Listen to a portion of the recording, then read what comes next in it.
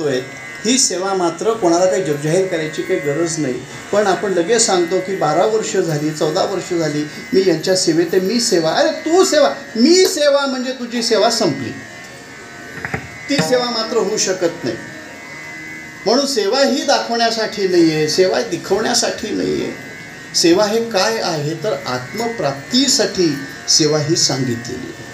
अनेक जण या जगतामध्ये, विश्वामध्ये अनेक प्रकारांच्या सेवा करतात. लक्षात घ्या, अनेक प्रकाराच्या सेवा करतात. अस्तीर्थक्षेत्राच्या ठिकाणी आपण मोठ्या मोठ्या ठिकाणी आपण गेलो, काही जण अन्नदानाची सेवा करतात. लक्षात घ्या, वारी आली, वारीमध्ये आषाढी, कार्तिक अनेक वाऱ्यांमध्ये असे मोठे मोठे असे दानी धर्मी मात्र येतात आणि आल्यानंतर आपलं दानधर्म मात्र करतात, सेवा करतात. लक्षात घ्या.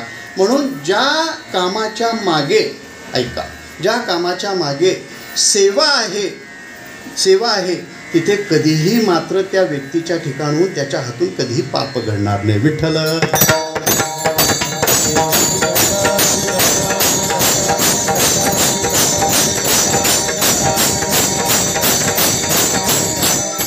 म्हणून सेवा ही कुठपासून सुरुवात करायला पाहिजे तर सुरुवात ही सेवा मात्र आपण आपल्या आईबापांपासून सुरुवात करायला पाहिजे. आईबाबांची सेवा करायला पाहिजे. आणि तो कितीही जरी देवाचा भक्त जर असेल, देवाची उपासना करणारा असेल. परवा मला वाटतं हा दृष्टांत सांगितलं की नाही माहिती नाही. एक मोठा गणेश भक्त गणपतीची उपासना करायचा. चतुर्थी आल्यानंतर पहाटे 4 पासून रात्री 10 पर्यंत मांडी न बदलता 1000 आवर्तनं अथर्व शीर्षाची करायचा.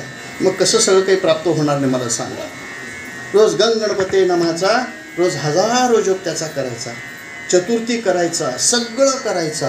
पण 12 वर्ष झालं. त्या 12 वर्षामध्ये ना गणपतीने दर्शन दिलं नाही, काही संदेश दिला नाही, ना त्याच्यावरती कोणती कृपा केली नाही. ती खंत त्याच्याकडे होती. आणि असल्यानंतर मग गावामध्ये एक मोठे सत्पुरुष आले आणि आल्यानंतर तो त्यांच्याकडे गेला आणि गेल्यानंतर म्हणायला लागला, मी इतक्या वर्षापासून सेवा करतो पण त्या सेवेचं फळ मला मिळत नाही, त्या सेवेचं फळ मिळत नाही. त्याने ऐकून घेतलं, सगळं काही त्यांनी केलं आणि एकच असं सांगितलं, त्याचं तुला जर फळ प्राप्त जर करून घ्यायचं असेल, मिळवायचं जर असेल. गणेश हे कोणाचे भक्त होते हो? कोणाचे भक्त? आईचे भक्त होते, मातृभक्त होते. आईचे भक्त होते.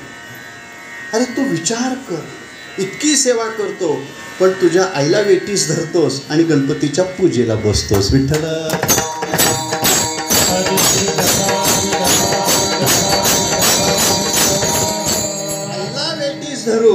आईला वेटीस धरून बरं का, आणि गणपतीच्या पूजेला बसतो. त्वमेव प्रत्यक्षं तत्त्वमसि, त्वमेव केवलं कर्तासि, त्वमेव केवलं धर्तासि, त्वमेव केवलं हर्तासि, त्वमेव सर्वं खलुदं ब्रह्मासि. अरे इतकं कशाला म्हणायला चालू? स्वतःचं काय पांडित्य म्हणून.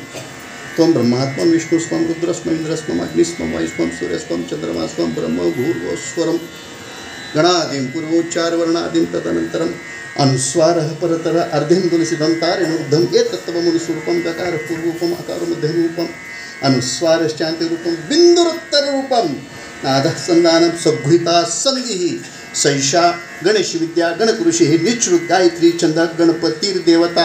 पूर्ण म्हणण्यासारखं पण म्हणणार नव्हतीच बरं का. अरे इतकं करतोस, अरे अगोदर आईला वेटीस धरायचं सोड, आईची सेवा कर आणि नंतर देवाची सेवा कर. विठ्ठल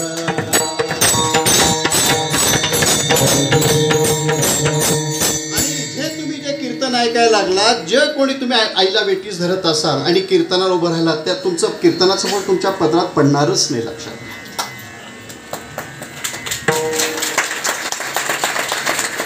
तुमच्या पदरात अजिबात पडणार नाही. मायबापांना वेटीस धरायचं आणि कीर्तनाला रामकृष्ण हरी म्हणायचं, वारे वारा तुझा धंदा. अनेक अशी मुलं आहेत, कीर्तन मला विषयांतर होऊ द्यायचं नाही, माझ्या विषयावरती बोलणार आहे. परदेशाला जातात, परदेशाला जाऊन अशाम्य मताचा नाही. मी सुद्धा परदेशाला जाऊन आलो, मी सुद्धा राहून आलो. लक्षात घरामध्ये आईबाप आहेत, आईबापांना सोडून कमवण्यासाठी माणसाने धन कमवावं बरं का.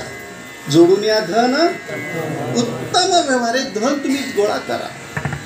परदेशाला जातात, पण आईबाबांना सोडून जातात. आईबाबांना रोज डबा कुठला आणावा लागतो माहिती आहे का? कुठला आणावा लागतो डबा? पोळी भाजी केंद्रातनं आणावं लागतो. लक्षात घ्या. आजकाल मोठ्या शहरामध्ये तुम्ही पुण्या मुंबईसारख्या ठिकाणी गेला तर तिथे पोळी आणि भाजीची अशी केंद्र असतात. त्या पोळी भाजी केंद्रामध्ये जावं लागतं, डबा आणावा लागतो आणि त्या दुसऱ्याच्या हातचं तुम्हाला खावं लागतं. विठ्ठल